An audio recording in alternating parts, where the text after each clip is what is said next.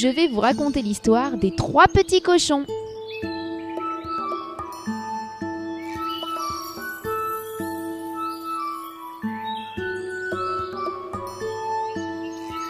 Il était une fois 3 petits cochons.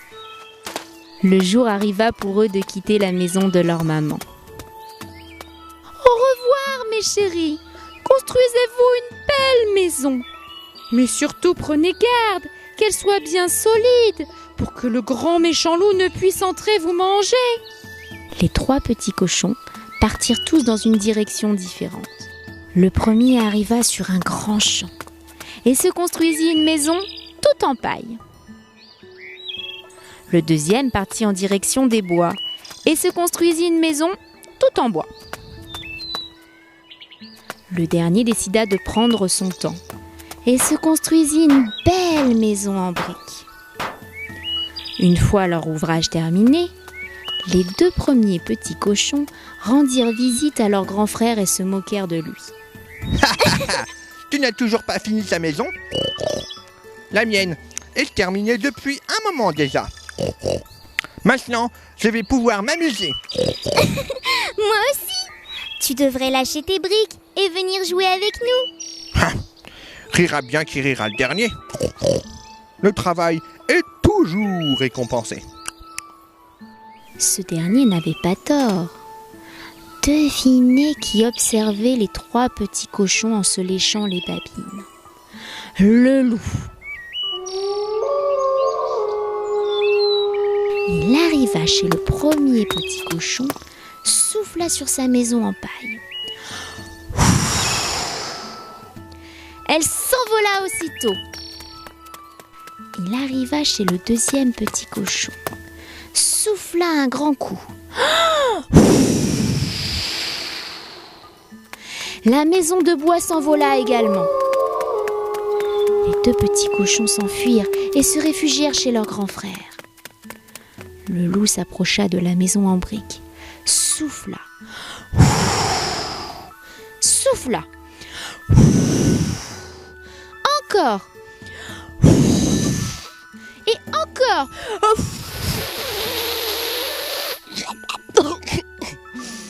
Mais la maison ne bougea pas. Je ne vais pas me laisser faire. Je finirai bien par les manger, ces 3 petits cochons. Je sais.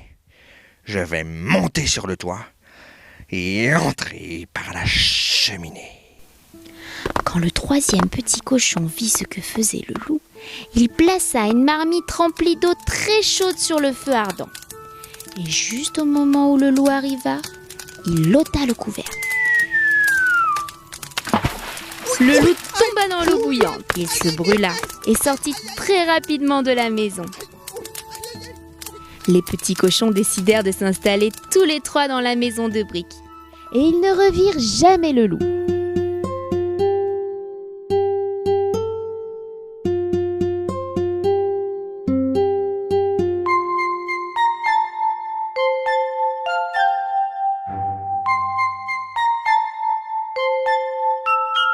La princesse au petit pois. Il était une fois un prince qui voulait épouser une vraie princesse. Il parcourut la terre entière à sa recherche, mais aucune ne trouva grâce à ses yeux. Toujours une chose ou l'autre qui ne lui semblait pas parfaite. Il rentra chez lui tout triste.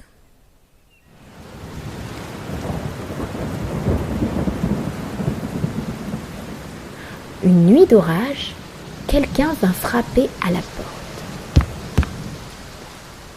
C'était une jeune fille. Elle était trempée.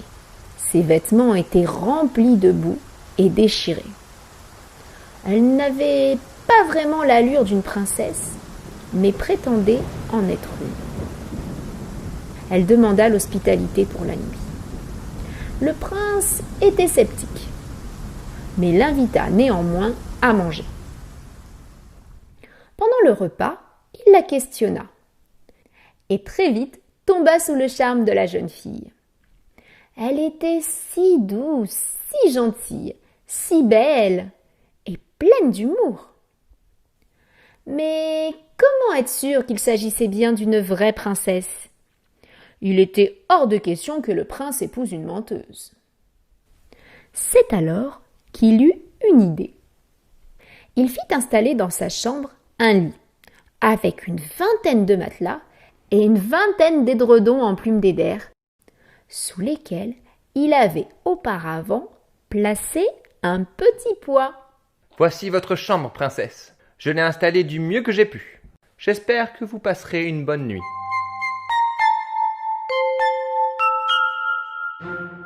Le lendemain, au déjeuner, il demanda à la princesse. « Avez-vous bien dormi, princesse ?»« Je vous remercie sincèrement et chaleureusement pour votre hospitalité.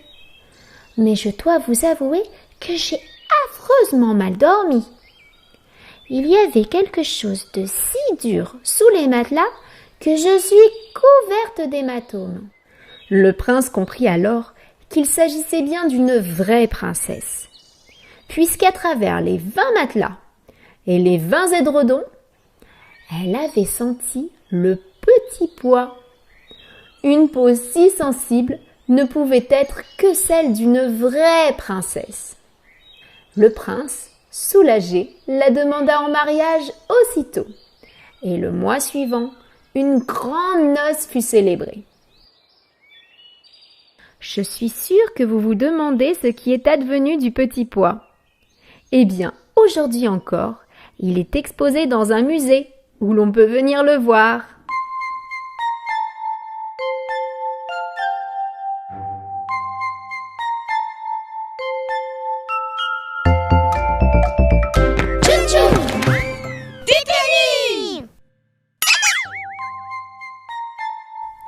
Cendrillon.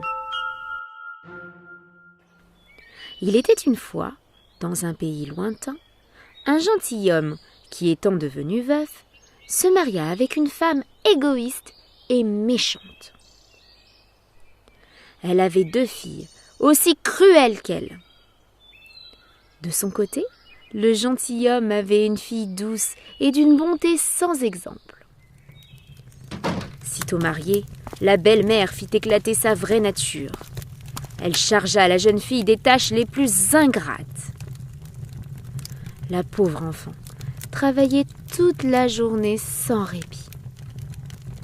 Elle n'arrêtait que le soir, quand tout le monde était endormi. Avant de rejoindre le grenier glacé où elle était logée, la pauvre enfant venait se réchauffer un moment au coin de la cheminée. À cause de cela, sa robe était toujours couverte de cendres, si bien que ses sœurs, pour se moquer d'elle, la nommèrent Cendrillon. Un jour, le fils du roi donna un bal et pria toutes les jeunes filles de bonne famille de s'y rendre.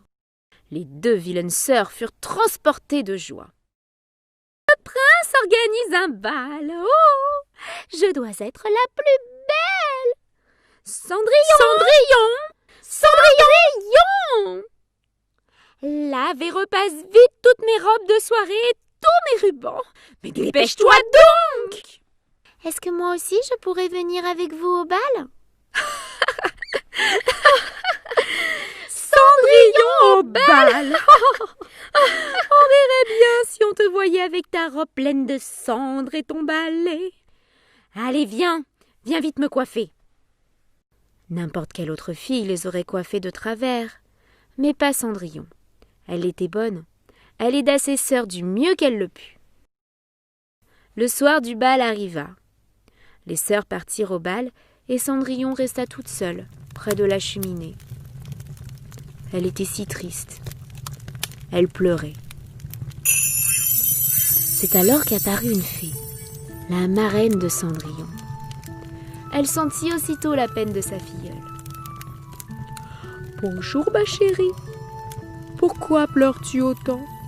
Tu voudrais aller au bal toi aussi ?»« Oh oui, j'aimerais tellement, mais c'est impossible. » »« Tu es une belle personne, Cendrillon.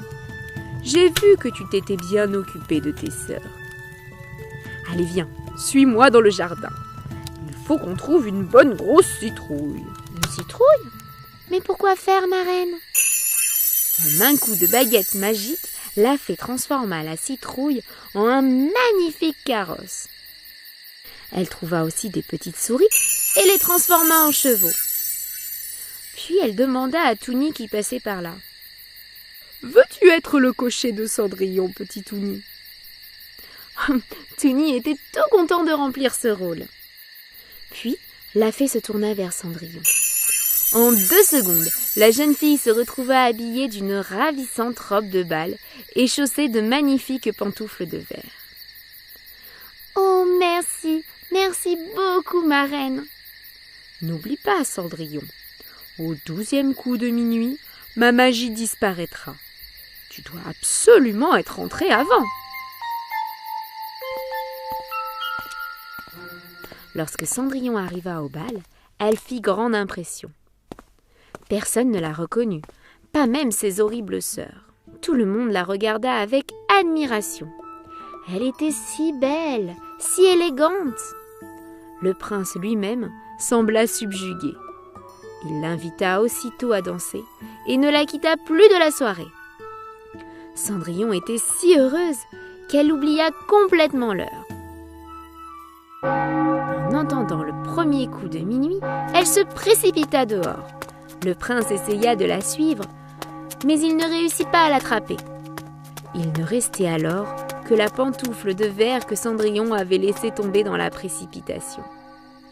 Cendrillon rentra chez elle, sans carrosse, sans laquais, avec ses vilains habits, mais heureuse comme jamais.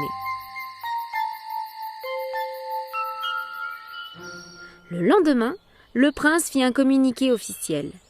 Il déclara qu'il souhaitait épouser la jeune fille qui arriverait à mettre la pantoufle de verre. Un messager du prince parcourut tout le pays à la recherche d'une jeune fille qui arriverait à enfiler ses chaussures. Mais le pied de Cendrillon était si petit que personne n'y arrivait. Il se présenta devant les 2 jeunes filles. Elles firent tout leur possible pour faire rentrer la chaussure dans leurs pieds. « Et moi? Puis-je essayer ?» Le messager approcha alors la chaussure de Cendrillon. Elle lui allait parfaitement. « C'est pas possible !» L'étonnement des 2 sœurs fut grand, mais encore plus grand quand Cendrillon tira de sa poche l'autre pantoufle. On conduisit alors Cendrillon au prince, qui la reconnut aussitôt malgré ses vilains habits. Quelques jours plus tard, un grand mariage fut organisé. Cendrillon était très bonne et elle pardonna à ses sœurs. Elle les logea même au palais. Et c'est ainsi que Cendrillon vécut heureuse auprès de son prince charmant.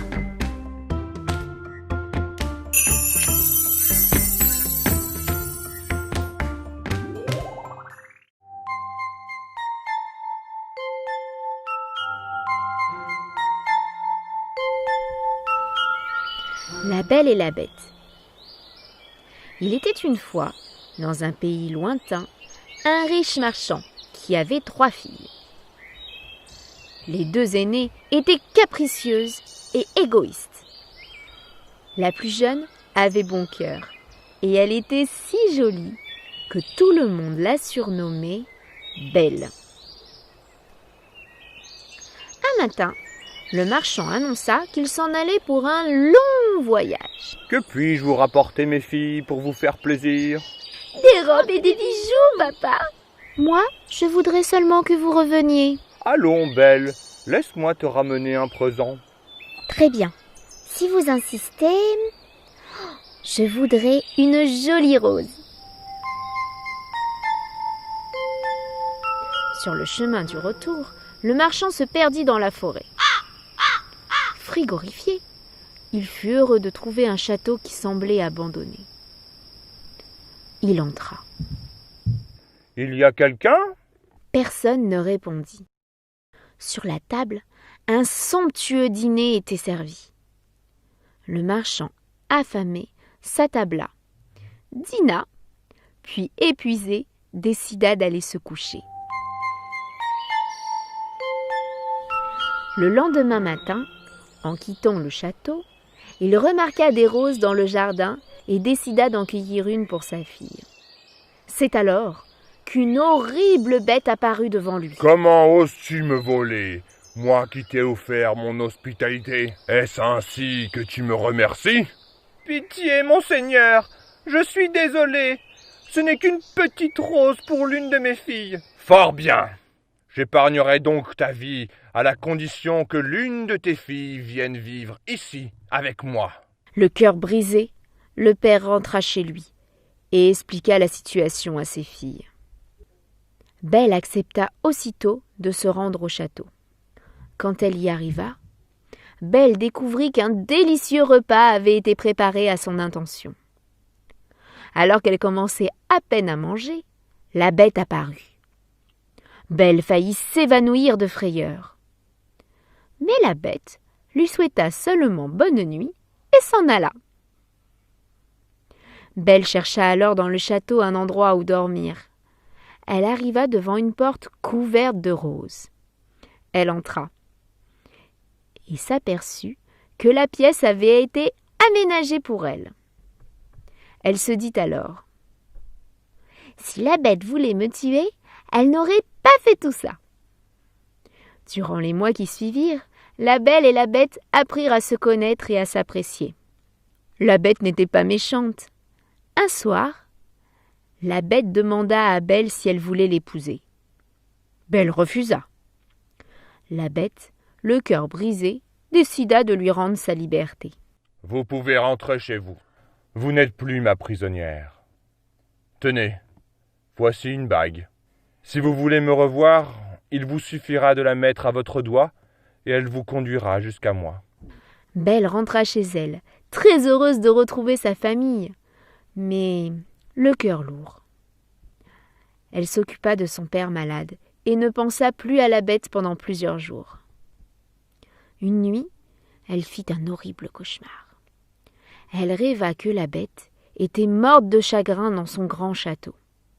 Prise de panique, elle mit la bague et se retrouva comme par magie au palais. Elle chercha la Bête partout et finit par la trouver gisant sur le sol exactement comme dans son rêve. « Je ne pensais plus jamais te revoir et je me suis laissé mourir. »« Mais non, tu dois vivre. Je t'aime et je veux t'épouser. » À peine eut-elle prononcé ces mots qu'une chose extraordinaire arriva. Le château se métamorphosa et la Bête devint le plus beau des princes.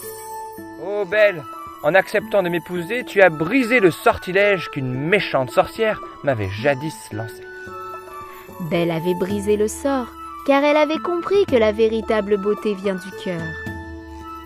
Un grand mariage fut célébré au château avec tous les amis et la famille de Belle. Ils vécurent heureux et eurent beaucoup d'enfants.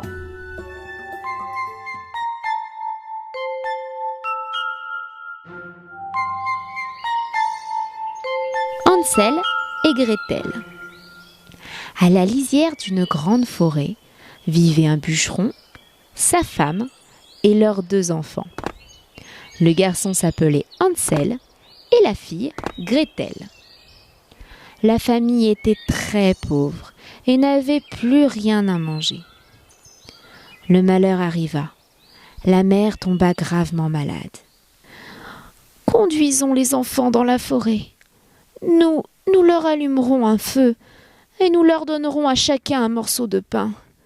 Puis nous partirons et nous les abandonnerons. » « Abandonner nos enfants ? Jamais !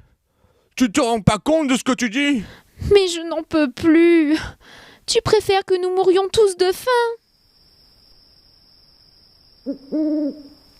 Le lendemain, le bûcheron et ses enfants partirent faire une promenade en forêt. Hansel, qui avait entendu ses parents parler la veille, sema des morceaux de pain le long du chemin pour retrouver sa maison. Au milieu de la forêt, le bûcheron alluma un grand feu. Puis il attendit que ses enfants s'endorment et le cœur brisé, il partit. Au réveil, Les enfants constatèrent qu'ils étaient seuls. Ne pleure pas, Gretel. J'ai déposé des petits morceaux de pain le long du chemin. Nous allons retrouver la maison, je te le promets. Oh non, regarde, Hansel, regarde. Les oiseaux ont mangé ton pain. Mais comment allons-nous faire? Il faut continuer à marcher. Nous finirons bien par trouver un abri pour la nuit. Ils continuèrent, s'avançant toujours un peu plus dans la forêt. C'est alors qu'ils aperçurent une charmante maisonnette. Regarde, Gretel, une maison en pain d'épices, en crème glacée et couverte de friandises. Que ça a l'air bon! Les enfants affamés se précipitèrent sur les sucettes. C'est alors qu'une vieille dame au nez crochu apparut. « Entrez les enfants, entrez, j'ai plein de bonbons à l'intérieur. » Mais la gentillesse de la vieille dame n'était qu'apparente. En réalité, c'était une méchante sorcière qui avait construit la maison en pain d'épices pour attirer les enfants. Une fois à l'intérieur, elle enferma Hansel dans une cage et lui donna des bonbons. « Tiens, mange, je te les avais promis. Il faut que tu sois bien dodu pour que je puisse te manger. » Oh non! Gretel, horrifiée par les propos de la vieille sorcière, attendit patiemment qu'elle passe devant le four et la poussa. Ensuite, elle courut à la cage pour délivrer son frère. « Viens vite, Hansel. La vieille sorcière garde un trésor dans sa chambre. Prenons-le et ramenons-le chez nous. » Ils sortirent de la maison avec leur butin et trouvèrent un petit lapin jaune appelé Touni. Le petit lapin jaune leur montra le chemin pour rentrer chez eux. « Merci, Touni. »« Papa, maman! Nous voici, c'est nous, Hansel et Gretel. » Ils sautèrent au cou de leurs parents. Quel bonheur, mes enfants! J'étais tellement inquiet. Je vous aime tant. La mère, qui avait retrouvé la santé, s'excusa auprès de ses enfants. La fièvre l'avait fait délirer, mais elle aimait sincèrement ses enfants et souffrait de leur absence. Grâce à l'argent de la vieille sorcière, ils vécurent heureux tous les quatre. La Reine des Neiges. Il était une fois, dans un pays lointain, deux jeunes amis qui vivaient dans les maisons voisines. La fille s'appelait Gerda et le garçon Kay. Ils n'étaient pas frères et sœurs, mais s'aimaient comme tels. Ils passaient leur journée à jouer ensemble dans le jardin. L'hiver arriva, et cette année-là, il fut particulièrement froid. Les vitres étaient couvertes de givre. La neige et le gel avaient envahi tout le village. Les enfants se réfugièrent chez la grand-mère de Gerda qui leur raconta des histoires. « Grand-mère, d'où vient ce grand vent frais qui nous empêche de sortir dehors ?»« C'est la Reine des Neiges qui nous l'envoie. »« La Reine des Neiges ? Mais qui est-ce, grand-mère ?»« C'est une jeune femme qui vit dans un pays fort lointain, où la neige est éternelle. Elle habite seule dans un grand palais. Elle est d'une incroyable beauté. Mais son cœur est aujourd'hui aussi froid que de la glace.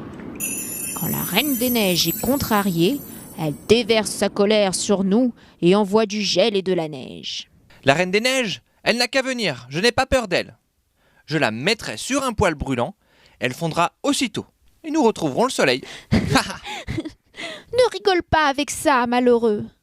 La Reine des Neiges pourrait t'entendre et sa colère serait terrible. La grand-mère avait raison de s'inquiéter. Du haut de son château, la Reine des Neiges espionnait Gerda et Kay grâce à un miroir magique. « Ah, tu te moques de moi.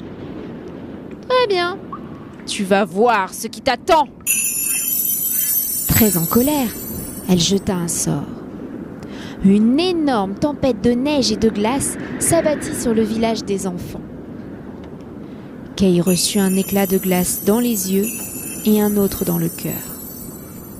À cet instant, Il se transforma complètement et devint l'enfant le plus méchant de la terre.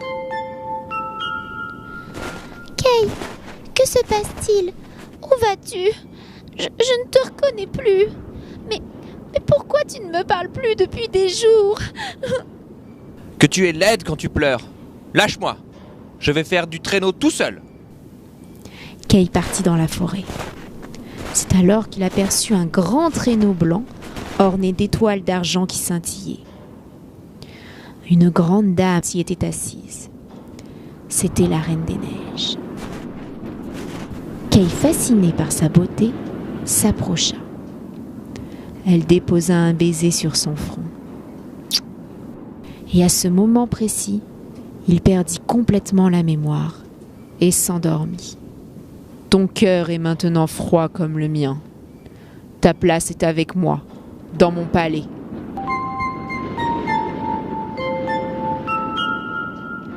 Gerda attendit le retour de son ami, mais il avait disparu, et personne ne semblait savoir où il se trouvait.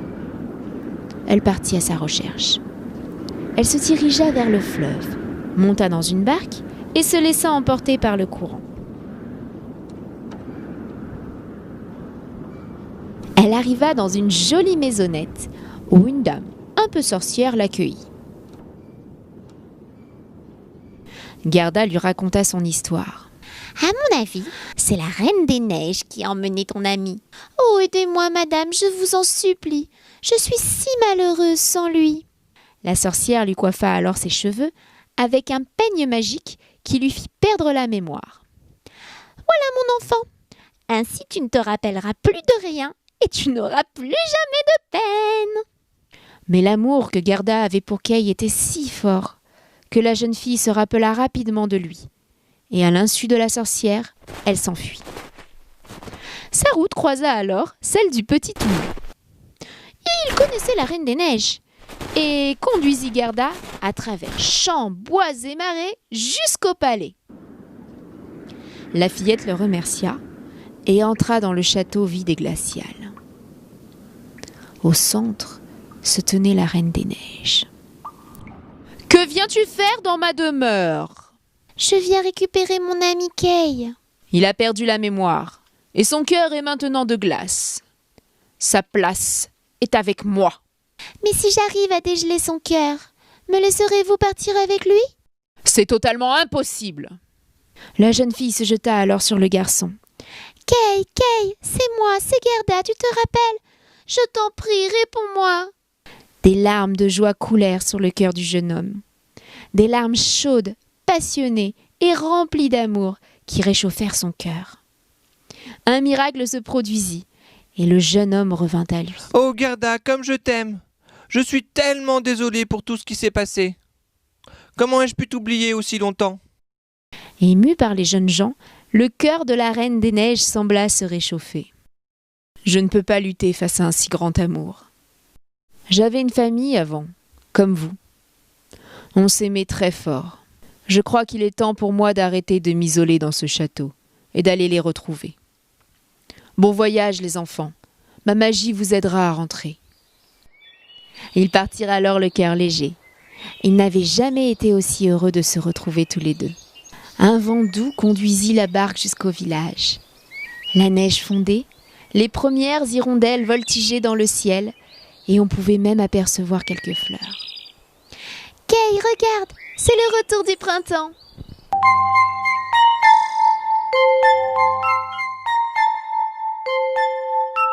Le petit chaperon rouge.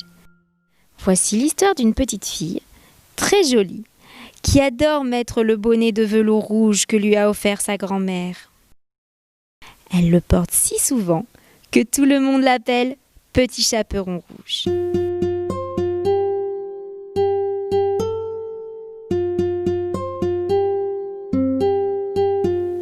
Un matin, sa maman lui demande d'apporter une galette et un petit pot de beurre à sa grand-mère. « Tiens, Petit Chaperon Rouge, porte ce panier à Mère Grand. Elle est malade et affaiblie. Sois bien sage en chemin, ne t'éloigne pas du sentier, tu pourrais faire de mauvaises rencontres. »« Je serai sage, » promit le Petit Chaperon Rouge.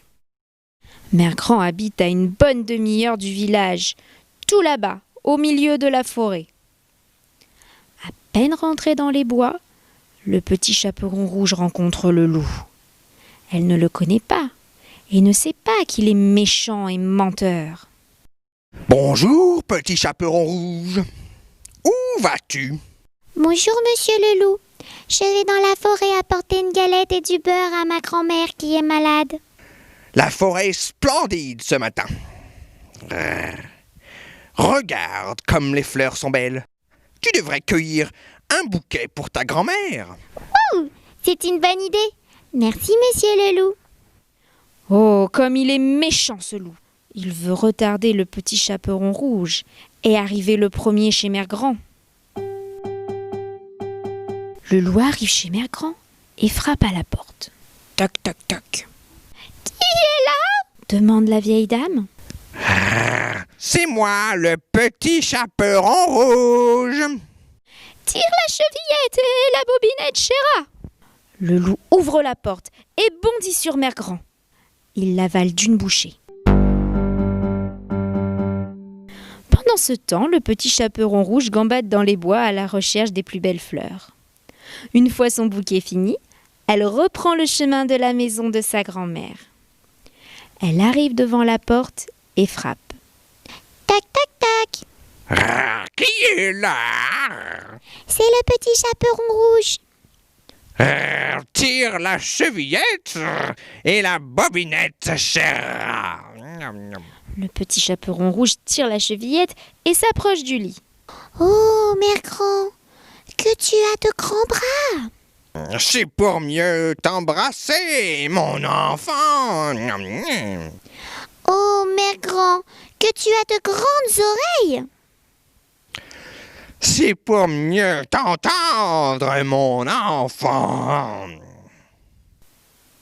Oh, Mère Grand, que tu as de grandes dents. C'est pour mieux te manger, mon enfant. Le loup bondit et se jette sur le petit chaperon rouge. Il l'avale d'une bouchée. Heureusement, un chasseur passe devant la maison et assiste à la scène. Il entre, prend le loup par les pattes et le secoue très fort. Ah, tiens, méchant loup, tu l'as bien mérité. Le loup crache alors la grand-mère et le petit chaperon rouge. Puis, pris de panique, le loup s'enfuit de la maison.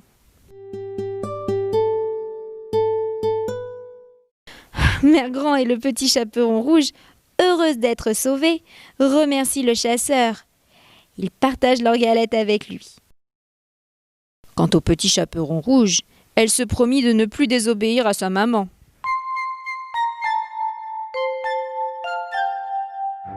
Bonjour à tous.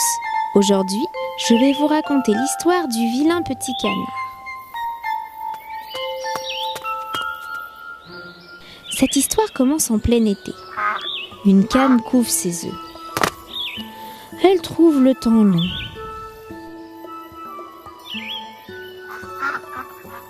Oh, regardez, je crois qu'un œuf bouge enfin.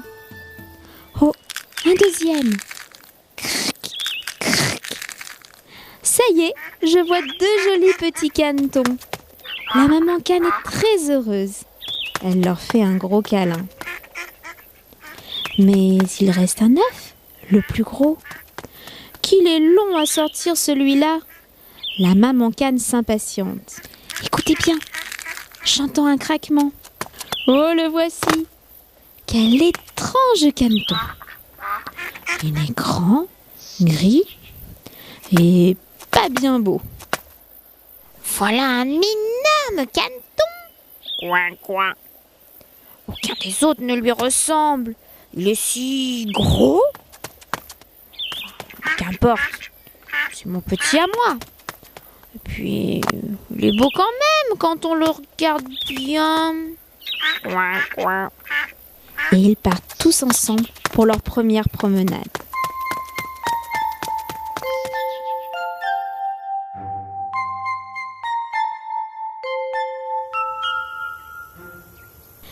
Un jour, La maman cane décide de présenter ses petits aux autres animaux de la basse-cour. À Madame Oie, Madame la Poule et Madame Dindon. Elles ne sont pas très gentilles et sautent aussitôt sur le vilain petit canard. « Ah, celui-là, nous n'en voulons pas !» dit Madame Dindon. « Ah, il est grand, il est trop laid !» Maman cane intervient aussitôt pour protéger son petit. « Ah, mais laissez-le tranquille ! Il ne fait de mal à personne. Il n'est pas beau, mais il a bon caractère et il nage bien. Il est resté trop longtemps dans son œuf, voilà pourquoi il est si gros. » Mais les animaux de la basse-cour sont très méchants et continuent à faire des misères à notre petit canard. Celui-ci, se sentant rejeté, décide de partir.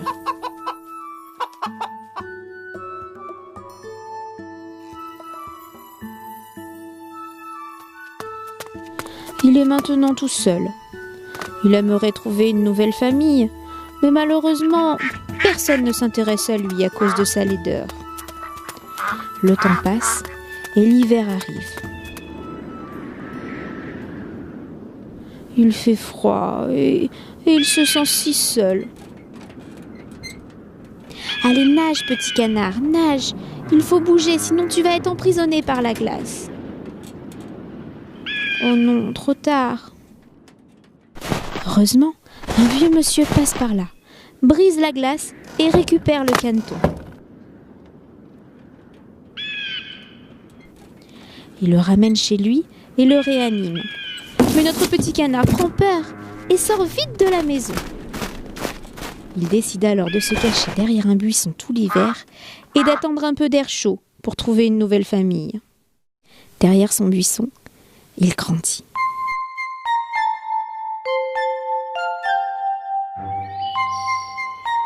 C'est maintenant le printemps qui arrive. Debout, petit canard. Il fait chaud et il fait beau. Allez, lève-toi. Il y a des fleurs de partout et ça sent si bon. Il arrive à côté d'un étang et décide de se baigner. Mais voilà deux superbes cygnes blancs qui arrivent. Ils sont si élégants qu'ils semblent flotter sur l'eau. Comme ils sont beaux. Le petit canard les admire et dit alors: « Je vais voler vers vous. Et vous me taperez certainement d'avoir l'audace de vous approcher. Moi, le vilain petit canard. » Il plonge dans l'eau. Mais à son grand étonnement, les cygnes ne l'attaquent pas et semblent l'accepter. Il penche la tête et regarde alors son reflet. Il a bien grandi et ne ressemble plus à un vilain petit canard gris et lourdeau. Il est devenu un très beau cygne. Comme il est heureux.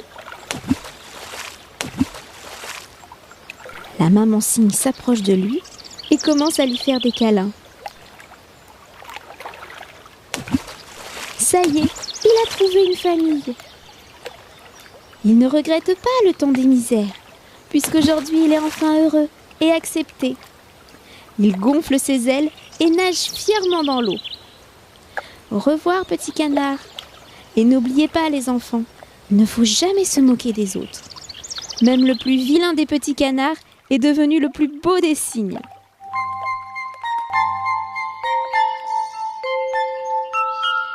Réponse. Il était une fois, dans un pays lointain, un jeune couple qui désirait plus que tout avoir une petite fille. Le temps passa et finalement la jeune femme tomba enceinte. Affaiblie par sa grossesse, elle contemplait par les fenêtres les belles réponses de sa voisine. Elles étaient si luisantes, si fraîches et si appétissantes qu'elle rêvait d'en manger. Son mari, voulant la rendre heureuse, s'introduisit dans le jardin. Il ne savait pas que la maison voisine appartenait à une sorcière. Il cueillit les réponses et les offrit à sa femme, qui les mangea goulûment. Mais la sorcière s'en rendit compte et déclara au jeune couple: « Quelle audace de venir s'introduire dans mon jardin comme un voleur et de me prendre mes précieuses réponses. Je ne vous le pardonnerai jamais. Quand votre précieux bébé sera né, à mon tour, je viendrai chez vous et je vous l'enlèverai. À la naissance de la petite fille, la sorcière mit son plan à exécution et prit le bébé qu'elle nomma Réponse. Elle l'éleva comme sa fille et prit grand soin d'elle. Les années passèrent et à 16 ans, Réponse devint très belle.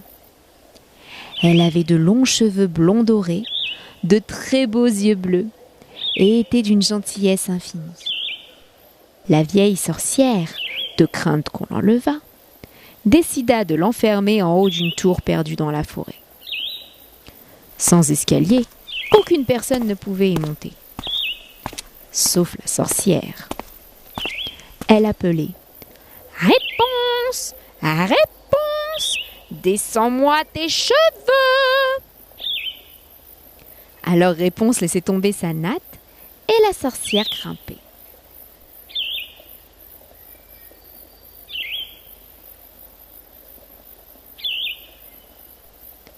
Un jour, la jeune fille crut entendre la voix de la sorcière. Elle descendit ses cheveux, comme à son habitude, mais ce fut un prince qui monta. Elle prit peur. Qui êtes-vous? Ne vous approchez pas! Ne vous approchez pas! Le prince la rassura en lui parlant gentiment, et ils tombèrent amoureux. Le jeune homme passa la voir tous les jours, sans que la sorcière ne s'en aperçoive.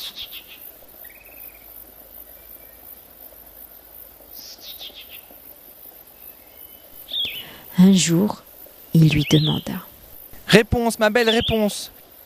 Je vous aime. Voulez-vous m'épouser et descendre de cette tour avec moi ? » « Oh oui, je le veux !» Elle en parla aussitôt à la sorcière, croyant que celle-ci serait heureuse pour elle. Mais ce fut tout l'inverse. Elle devint folle de rage. « Mais comment as-tu osé me trahir ? Moi qui t'ai élevée comme ma fille, tu vas me le payer !» Elle coupa les cheveux de Réponse et l'envoya seule dans un désert lointain. Elle tendit ensuite un piège au prince. Après avoir récupéré les cheveux de Réponse, elle le laissa monter en haut de la tour, puis le poussa par la fenêtre. Le prince perdit l'équilibre et tomba sur des épines qui lui crevèrent les yeux. « Jamais, tu m'entends ? Jamais tu ne reverras ta bien-aimée !» Le prince, déchiré de douleur, erra dans la forêt, aveugle, à la recherche de Réponse. Par un heureux hasard, son chemin croisa celui de Touni, le petit lapin jaune, qui l'emmena dans le désert où Réponse vivait misérablement. Un miracle se produisit alors. Le jeune homme reconnut la voix de Réponse qui chantait au loin. Il s'avança vers elle. La jeune fille s'agrippa à son cou en pleurant. Ses larmes de joie touchèrent alors les yeux du prince et il retrouva complètement la vue. Il ramena sa bien-aimée dans son royaume et un grand mariage fut organisé. Réponse retrouva finalement ses parents et donna à son tour naissance à des petits jumeaux aussi blonds qu'elle. Bonjour les enfants. Aujourd'hui, je vais vous raconter l'histoire de la princesse Méline. Dans un pays lointain, vit un prince. Il est très amoureux de la princesse d'un village voisin nommé Méline. Elle est si belle et si gentille qu'il rêve de l'épouser. Mais le père de celle-ci refuse catégoriquement la demande du prince. Il veut que sa fille épouse un homme plus riche. Mais la princesse ne veut pas et elle le fait savoir à son père. « Je ne veux que lui. Et je n'en épouserai aucun autre. » Le roi se fâche alors et décide de construire une grande tour sans fenêtre et sans porte. Il dit à sa fille: Tu resteras enfermé là, jusqu'à ce que tu changes d'avis, et que tu acceptes d'épouser un prince plus riche que je t'aurais choisi. On enferme Méline avec sa femme de chambre dans la grande tour, et on lui donne de la nourriture et de l'eau pour tenir des années. Le prince part à la recherche de Méline et crie son nom. Mais il ne sait pas qu'elle est enfermée dans la grande tour. Il passe devant, mais ne se rend compte de rien, et finit par la croire morte. Le temps passe. Les réserves en nourriture commencent à s'épuiser. Méline prend alors une décision. Plus personne ne viendra nous sauver. Il faut sortir. Allez, viens, aide-moi. Elle prend le couteau à pain et commence à gratter. Rien ne bouge. La femme de chambre essaie à son tour. Allez, courage, vous allez y arriver. Un premier petit bout de pierre tombe enfin, ce qui leur redonne de la force. Avec beaucoup de patience, elle voit enfin les premiers rayons de soleil. Comme ça fait du bien!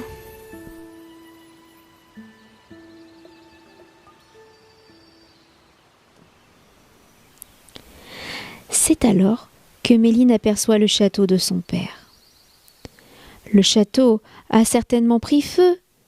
Tout est en ruine et semble abandonné. Il n'y a plus personne ici. Il faut partir. Mais pour aller où? Elle marche en direction du village voisin à la recherche de son prince. Mais il n'y a plus personne ici non plus. Affamée, elle finit par manger des orties sur le bord de la route.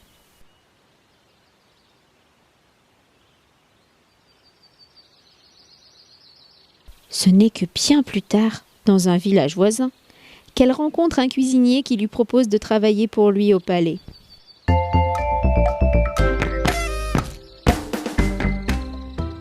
Mais vous savez, le monde est petit. Figurez-vous que c'est dans ce château que s'est installé le prince et son père. Le roi a choisi une femme à son fils, une princesse laide et très méchante.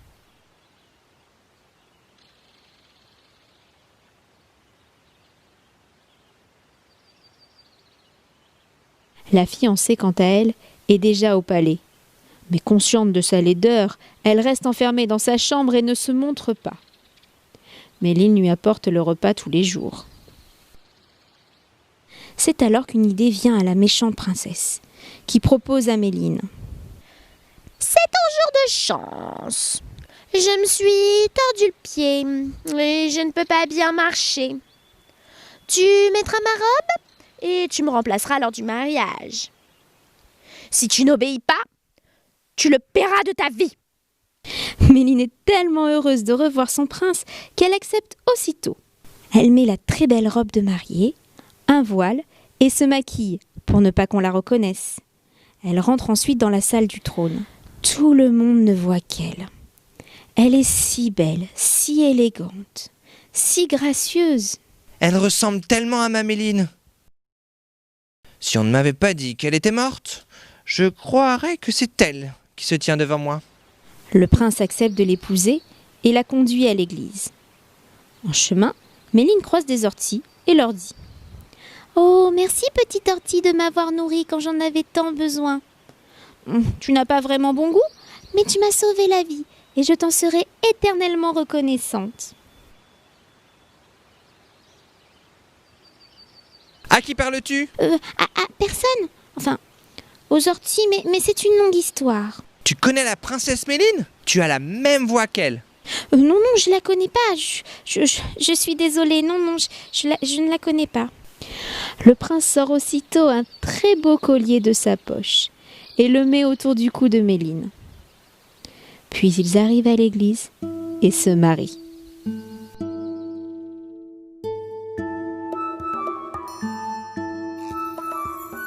De retour au palais, Méline enlève la jolie robe de mariée.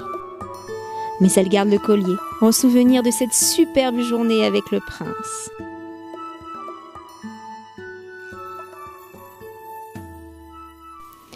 Les heures passent et on conduit la méchante princesse dans la chambre du prince. Elle cache son visage sous son voile pour que le prince n'apprenne pas la supercherie. Le prince dit alors: Qu'as-tu dit aux orties près de la route? À quelle ortie? Je parle pas aux orties, moi. Si tu ne leur as pas parlé, alors tu n'es pas la vraie mariée. Attends. Elle sort de la chambre et court voir Méline. Servante! Qu'as-tu dit aux orties près de la route? Je les ai remerciés de m'avoir nourrie quand j'en avais besoin. Je leur ai dit que je serais éternellement reconnaissante pour leur aide précieuse. Oh, cela te coûtera la vie! Elle retourne alors près du prince. Elle répète bêtement ce que lui a dit Méline. Et où est le collier que je t'ai donné devant la porte de l'église? Le collier? Le collier, tu m'as pas donné de collier, hein? Si tu ne le sais pas, tu n'es pas la vraie mariée. Il lui arrache son voile et s'aperçoit que ce n'est pas la même princesse que celle qu'il a épousée. Comment es-tu arrivée là? Et qui es-tu? Je suis ta fiancée promise. Mais j'avais peur que les gens se moquent de moi. C'est pourquoi j'ai ordonné à la petite Souillon de mettre ma robe et d'aller à l'église à ma place. Où est cette fille? Où est cette fille? Je veux la voir. Va la chercher. La méchante, folle de rage, sort de la chambre et dit à ses serviteurs de se débarrasser de sa femme de chambre et de l'enfermer tout de suite dans un cachot. Méline crie. Prince, venez m'aider, je vous en prie. Je ne veux plus être séparée de vous. Prince. Le prince arrive alors en courant et sauve Méline. Débarrassé de tout son maquillage et de son voile, le prince reconnaît enfin Méline. Tu es la vraie mariée. Tu portes le collier que je t'ai offert. Mais tu es aussi Méline, la princesse que j'ai tant aimée. Dis-moi la vérité, je t'en prie. Oui, c'est vrai, je suis Méline. Celle qui, par amour pour toi, a été emprisonnée dans une tour obscure. Mais aujourd'hui, je t'ai enfin retrouvée et mon rêve s'est réalisé. Je suis maintenant la plus heureuse des femmes. Le prince l'embrasse et ils se promettent de ne plus jamais se séparer.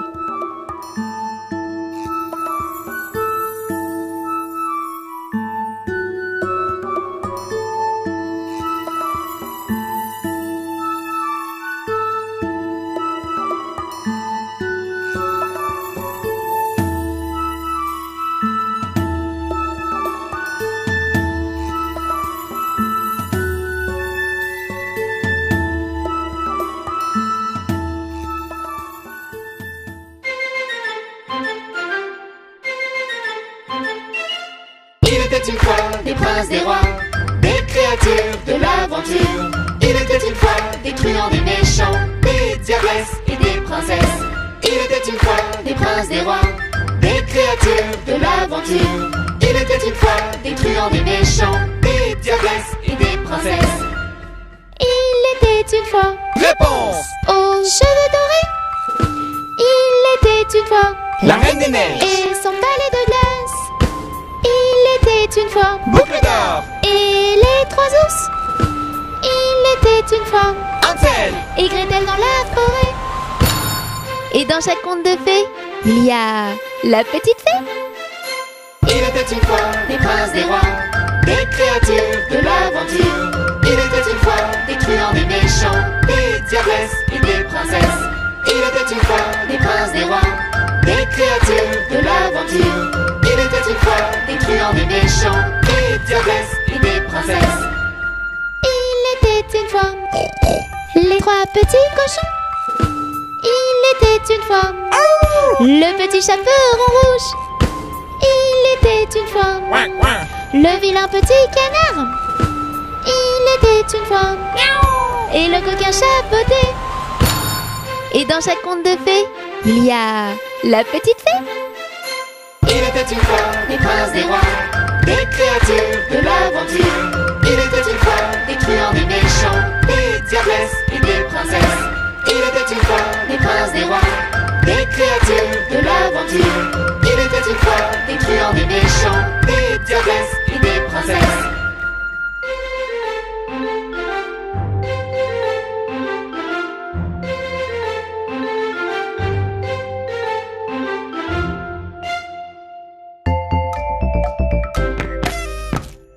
Ils sont tous